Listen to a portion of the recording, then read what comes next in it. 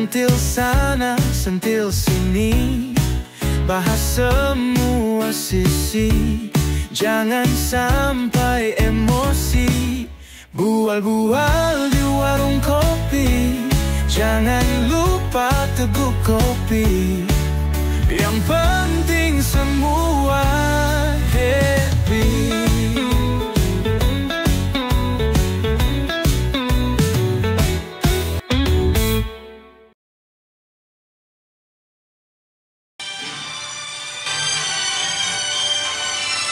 Siapa nih? Halo, Assalamualaikum. Ya, Wai. Ya, Wai. Hah? Tapi kawan sudah apa? Sudah kerja, disambu. Hah, dipecat. Astagfirullahalazim. La ilaha illallah. Di Pekanbaru susah juga cari kerja sekarang nih, Wai. Apalagi zaman susah ini, Wai, semuanya jelas defisit anggaran. Ya lah, Wai, nanti kalau ada, kau kabari ya. Biasalah, karena ini kan lihat kondisi situasi kan agak susah, Wai. Ya. Oke, Wai. Ya. Waalaikumsalam. Waalaikumsalam. Mau sahur. Alhamdulillah. Dari mana? Dari kantor lurah.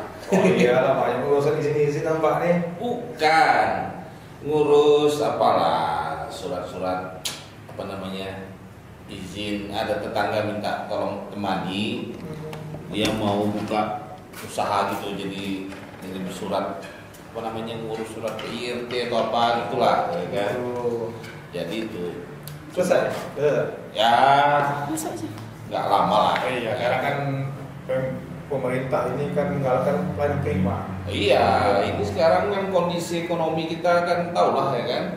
Ya. Jadi tetangga saya itu lagi coba-coba usaha juga, karena suaminya dulu kan kerja itu di ada pabrik di apa sana, pinggir kota sana, di PHK. Ini barusan nih ditelepon sama saudara.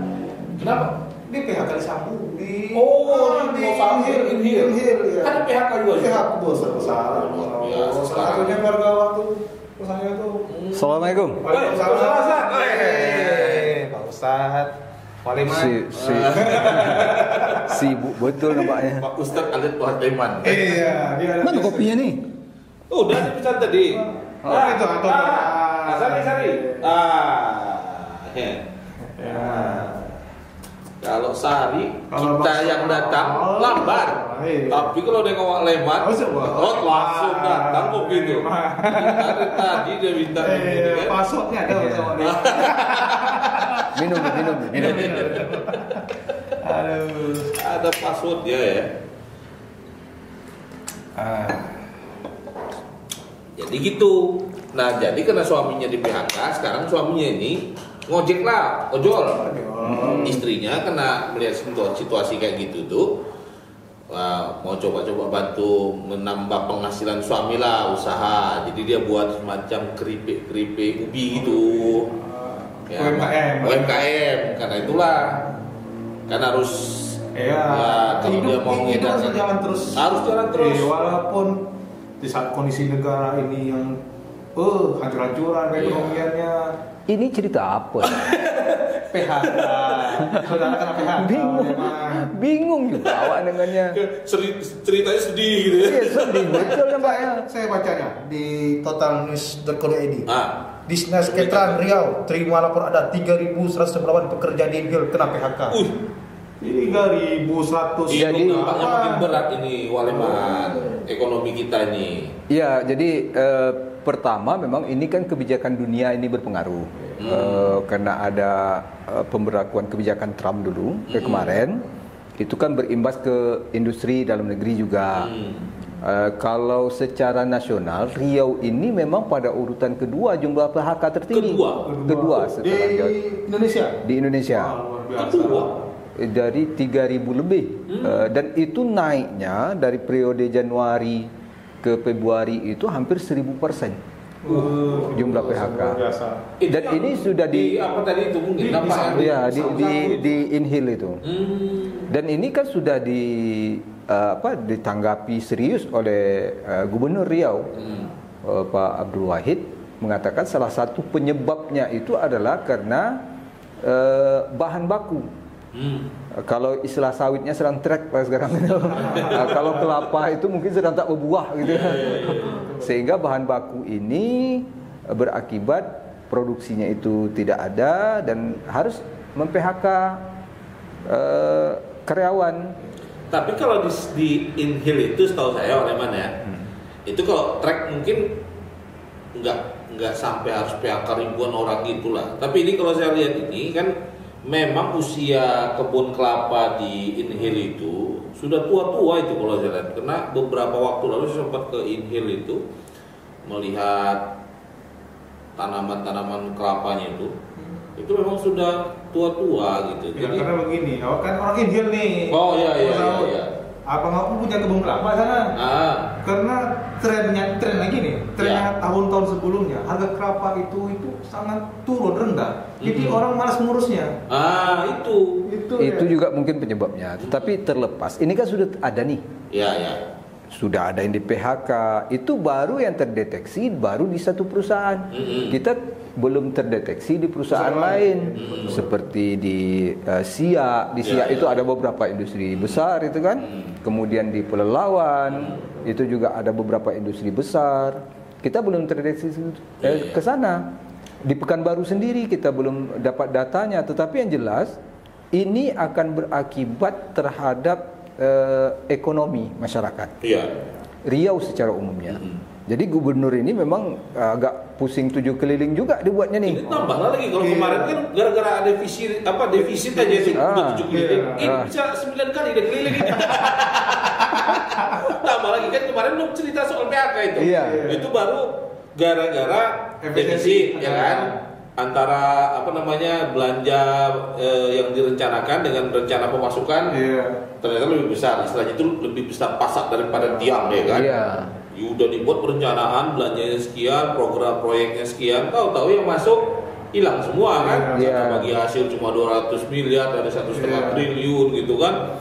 Lagi dana-dana lain dipangkas semua. Nah, akhirnya besar pasak daripada tiang. Ini diperparah lagi. Kalau industri-industri ini tutup atau mem-PHK, ini kan pajak juga akan berdampak. Berkurang juga. Kita tahulah bahwa ini kan menjadi primadona baru dari pendapatan asli daerah di mana-mana pajak ini. Iya.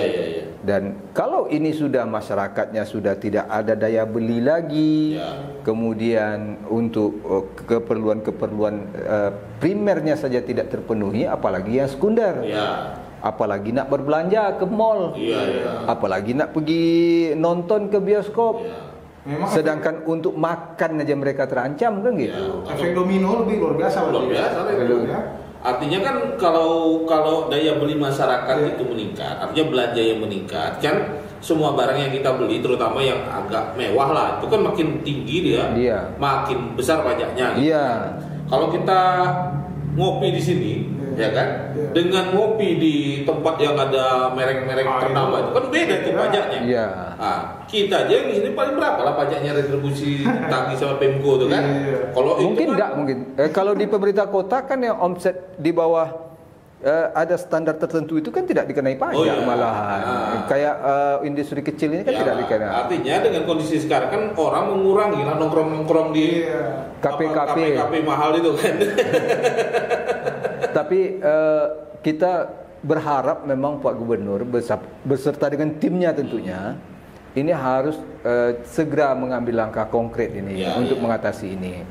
Karena salah satu program Riau kemarin kan ada hilirisasi produk itu di Riau dan ini harus segera diwujudkan. Segeralah untuk mendatangkan investor. Sebab kalau ini jadi, ini kan tentu menyerap tenaga kerja yang di satu segi mereka di PHK, tetapi ada pintu keluar untuk menampung tenaga kerja exit. Kalau enggak kacau nih. Ini karena itu baru kita bicara kalau yang kasus di Inhil itu kan tadi kalau kita baca beritanya itu lebih ke soal menurunnya produksi pasokan gitu kan.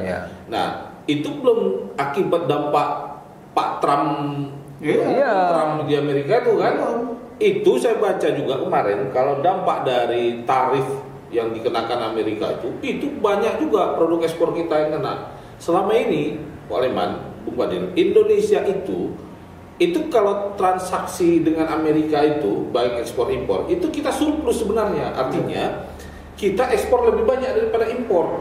Jadi produk-produk macam pertanian, ya kan, minyak sawit ini termasuk nih. Nah, ini kita termasuk besar. Perikanan, mebel, tekstil gitu ya, sendal, sepatu, itu kita banyak ekspor ke Amerika itu. Nah, kalau sekarang itu dikenakan tarif seperti yang diterapkan Trump itu, kacau itu. Itu bisa minus kita, makin parah kita itu. Kalau di daerah Jawa itu tekstil sama pabrik sepatu itu kan menyerap tenaga kerja yang besar itu. Itulah makanya yang di Jawa Timur itu kan yang apa Seritek apa kemarin tek itu kan. Ah, kan gara-gara tutup itu kan ribuan juga itu. Iya. Itu 18.000 itu nomor 1 itu. Iya. Bisa kita bayangkan. Nah, ini kan di satu segi yang menjadi korban ini kan masyarakat ini. Anak sekolah, orang-orang lansia, ini kan jadi korban ini secara tidak langsung ini. Pemerintah memang harus segera mengambil kebijakan, langkah-langkah yang jitu untuk menanggulangi ini. Karena sekali lagi ini menyangkut hak dasar. Untuk hidup ini kan hak dasar. Jangan sampai nanti kegiatan yang sudahlah sedikit karena ada rasionalisasi tidak pula tepat sasaran. Betul. Nah, ini kan harus di monitor ketat oleh, makanya turunlah saat Januari itu impres dari Pak Presiden tahun 2021 2025 tuh nomor 1 tuh Lewan untuk efisiensi anggaran di Pemda. Oh, ada impres. Ada impres. Diperintahkan untuk efisiensi anggaran. Iya, itu kan berlaku di pusat saja atau sampai ke daerah? Ke daerah, tapi kalau bukan baru berlaku dong oleh pasal itu. Apa pula tak berlaku? Berlaku lah, orang masih Indonesia nya bukan baru ini. Tapi surplus awal kemarin ada koordinasi sama salah satu anggota DPR. Kan baru tidak defisit, malah surplus ke APBD-nya gitu. Tapi kata Pak Wali defisit.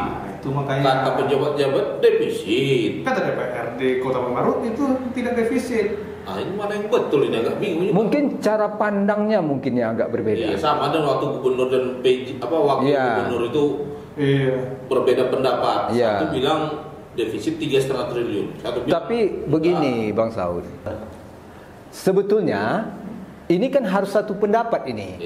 Satu pendapat. Dan kita tahu bahwa ketika anggaran itu disahkan, itu kan ada MOU, nota kesepahaman antara pemerintah dengan DPRD. Dan seharusnya ketika berbicara angka pendapatan, angka belanja, ini seharusnya satu suara. Benar. Nah, saya juga tidak tahu nih apa dasarnya DPRD mengatakan surplus. Tapi kalau dari kelompok pemerintah kan sudah jelas itu. Dari rencana pendapatan sekian, realisasinya cuma sekian.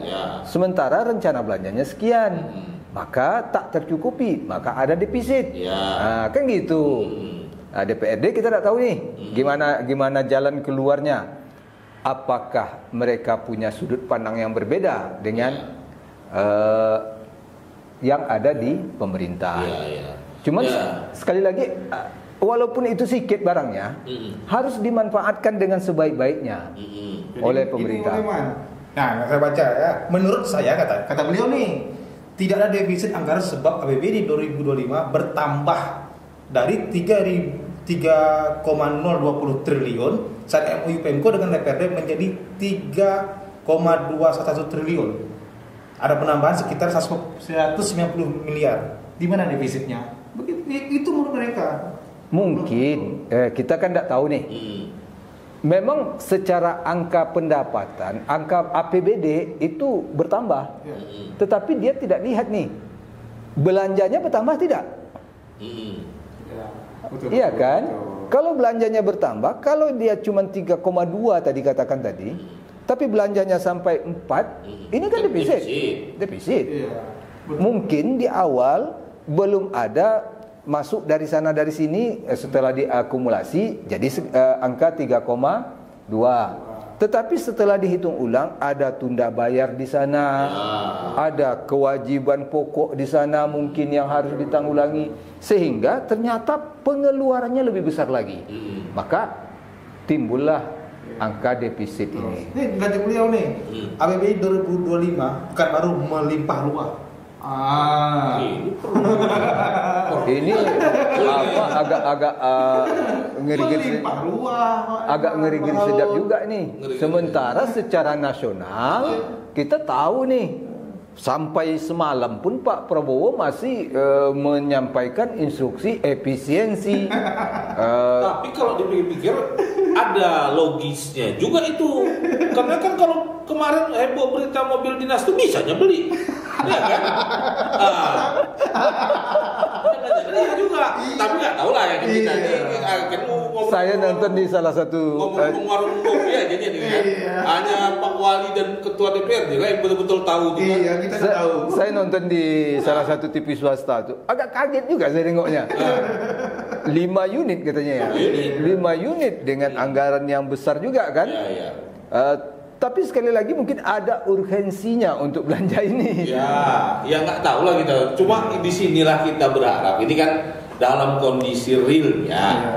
Kalau kita lihat berita-berita baik nasional di Riau, ya kan, dari runtutan berita-berita yang muncul di provinsi, bagaimana kondisi ekonomi, dan setidaknya logikanya yang dihadapi masyarakat itu ada tunda bayar, ya kan? Ini kasihan nih kawan-kawan kontraktor rekanan ini kan, mereka udah kerja dan kerja itu sebagian besar juga bukan modal pribadi, pinjaman ke bank, ya kan?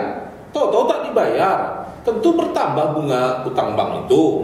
Jadi ya kan? bagi kita itu nggak masalah sebenarnya masyarakat, masalah dengan mobil dinas. Mau terserah lah. Iya, cuma waktu dan tempatnya tidak sesuai. Dan yang penting kebutuhan masyarakat itu selesai gitu kan. Apalagi menurut anggota DPR itu tempat rumah itu nggak masalah sebenarnya. Kalau memang untuk tempat rumah lah, taklah situ kan. Karena kita bisa ke belakang kita runut. Itu pengadaan mobil dinas wali kota ini terakhir kalinya itu 2017. Lama udah ya. Udah 8 tahun. Sudah sangat wajar sebenarnya. Wajar. Kalau kondisi normal. Wajar. Ya, cuma ini tadi karena lagi gonjang-ganjing sehari-hari awak buka TV, baca media, berita-berita itu, kondisinya memang dan di sekeliling kita lah, ya. Kalau kita lihat tetangga-tetangga sekarang, itu kan terasa dia kondisi ekonomi itu. Apalagi kemarin misalnya fakta ketika mudik terjadi penurunan jumlah mudik, hampir 30%. Ketika kita tanya, ya pasti semua berpikir uang nggak ada, ya kan, pemasukan berkurang. Kemudian kalau kita lihat ini secara kasat mata juga kemarin saya ke beberapa pusat perbelanjaan, saya tanya-tanya, memang agak kurang omset dibanding lebaran-lebaran sebelumnya. Artinya ini kan kita bisa menyimpulkan ekonomi kita itu sebenarnya tidak baik-baik saja. Kita bisa melihat gini, Pak Sawo. Pas lebaran ya itu kita ke belakang lagi. Ketika jalan Sumberantas itu tuh berjejer dulu jual kue lebaran. Panjang dan ramai dulu ya. Hari ini kita tengok sepi. Nggak terlalu ramai kayak dulu lah. Karena orang udah punya semuanya, udah punya alat buat di rumah. Bukan. Mau beli itu tak ada duit katanya. Nah, jadi ini menurut saya kita memang harus menyikapi kondisi ekonomi ini. Karena pakar-pakar ekonomi dunia nih, oleh Mandel itu sudah memprediksi dampak perang dagang Amerika Cina ini luar biasa ini. Ini bakal terus berkelanjutan dan Indonesia termasuk yang sangat berdampak gitu ya, terdampak dengan kebijakan ini gitu. Sehingga ini mau nggak mau memang membutuhkan komitmen semua pihak lah ya, pemerintah dari pusat sampai daerah. Itu benar-benar memformulasikan bagaimana melakukan upaya langkah-langkah ekonomi yang betul gitu ya. Kemudian yang terpenting juga uang rakyat itu di APBD itu betul-betul digunakan secara prioritas, mana yang penting gitulah. Mana yang bisa menggerakkan ekonomi masyarakat. Jangan lagi bergaya hedon juga lagi, kan? Mewah-mewah juga itu. nanti menimbulkan kemarahan dari masyarakat, itu nggak enak kita. Tapi kadang-kadang Bang Saud, Bung Fadil, pemerintah daerah ini juga dilema kadang. Di satu segi ada impres yang menuntut untuk efisiensi anggaran, mengurangi belanja A, mengurangi belanja B, mengurangi belanja C. Sementara dari pusat turun instruksi-instruksi, turun perintah-perintah yang harus dilaksanakan. Kayaknya ada seremoni yang di daerah tidak boleh nih, ada kegiatan-kegiatan seremoni lagi. Tetapi yang dikoordinir oleh pemerintah pusat tetap jalan juga. Ini kan juga menjadi dilema oleh pemerintah daerah. Nah, maksud kita, pemerintah daerah juga dilema dalam kondisi ini.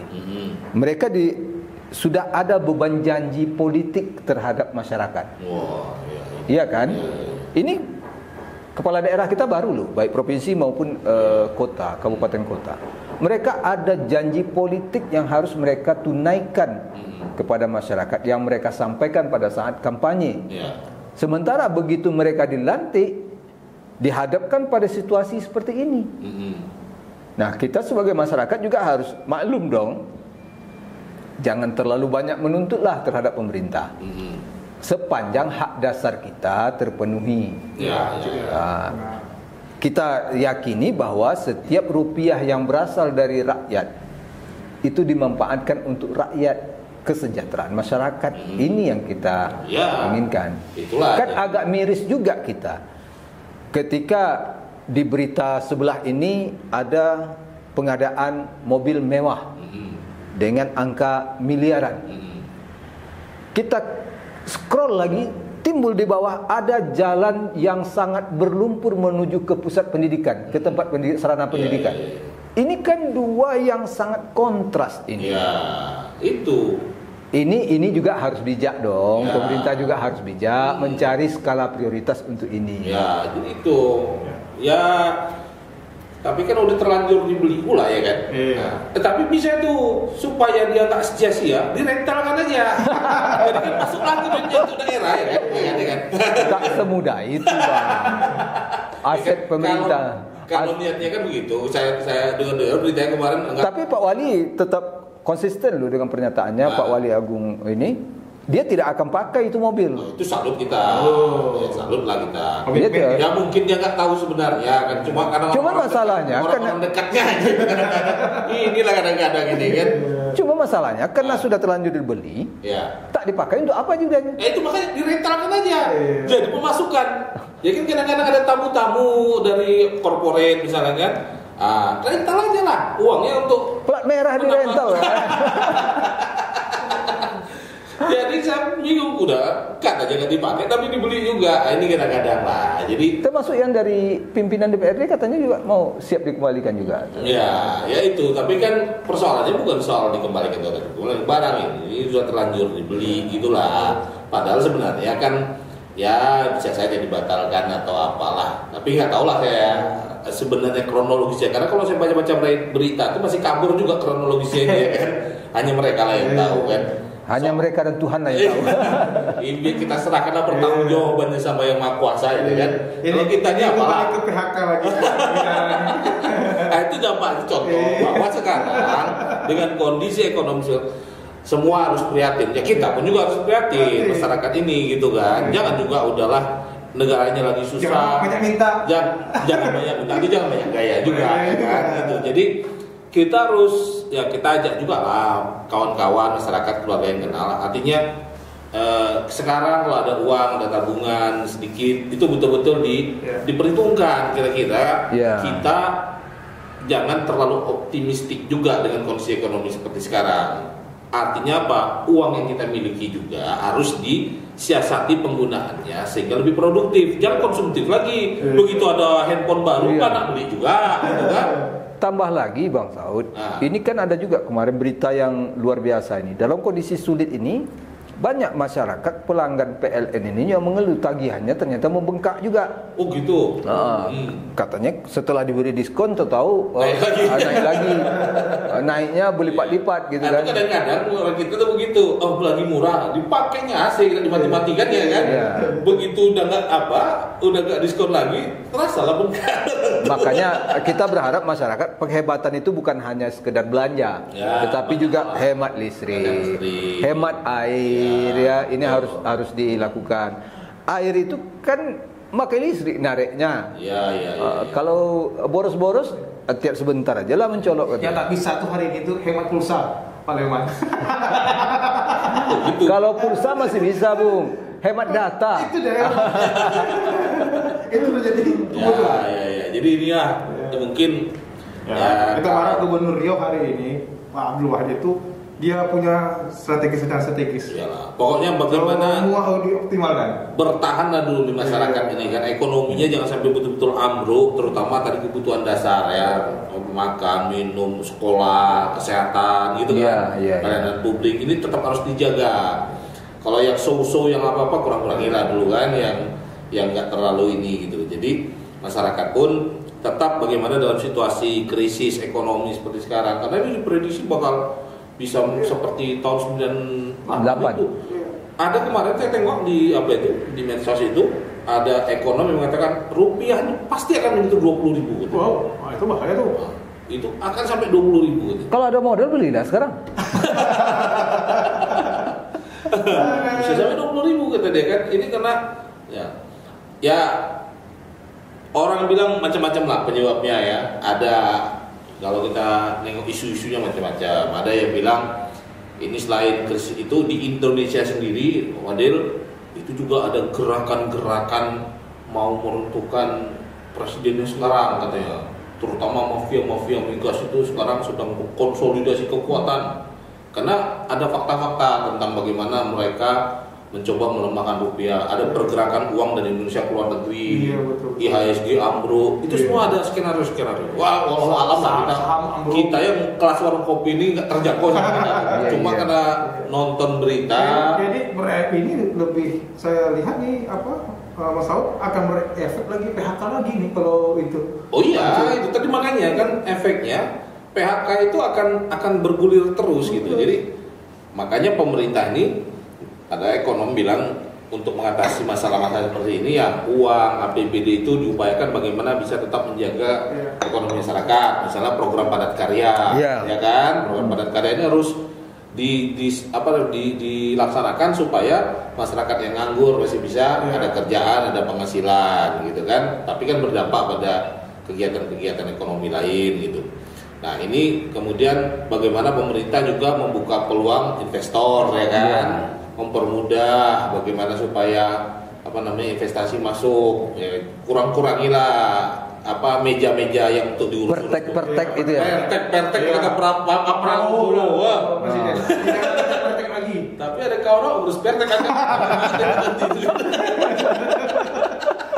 Jadi kita berharap juga para pengusaha yang punya modal juga lebih profesional lah dalam menetapkan ini, sebab ketika jumlah pengangguran ini tinggi nanti, maka tindak kejahatan dimungkinkan untuk tinggi juga. Orang sensitif kan. Kalau orang nggak berduit ini susah nih, mudah ini. Kelaparan itu mendekatkan kepada kemungkaran gitu loh. Kefakiran mendekatkan kepada kekafiran atau kefakiran kepada kekafiran. Kefakiran itu mendekat kepada kekafiran. Ada itu. Oh gitu ya. Ada, artinya kita memang walaupun tidak dalam agama dalam Islam itu walaupun tidak dituntut untuk berlebih-lebihan, tapi harus menghindari kemiskinan, kefakiran, karena orang-orang yang nggak punya duit sama sekali itu mudah ya kan. Ada kasus-kasus sokok Indomie pindah agama segala macam itu kan, itu yang disebut dengan kefakiran, bisa mendekati pada kekafiran. Tambah lagi ada pernyataan Bang Napi itu kecil dulu, kejahatan itu bukan ada niat pelakunya, tetapi ada kesempatan lagi susah nih kan, kesempatannya banyak. Lagi miskin. Ayolah, ini udah jam 12 mau Jumatan dulu. Iya, betul. Ini kalau mau buat kopi panjang ini. Entar Jumatan dulu kita nanti. Ya, sama-sama aja lah ketemu lagi. Oke. Sama lagi kita. Oke.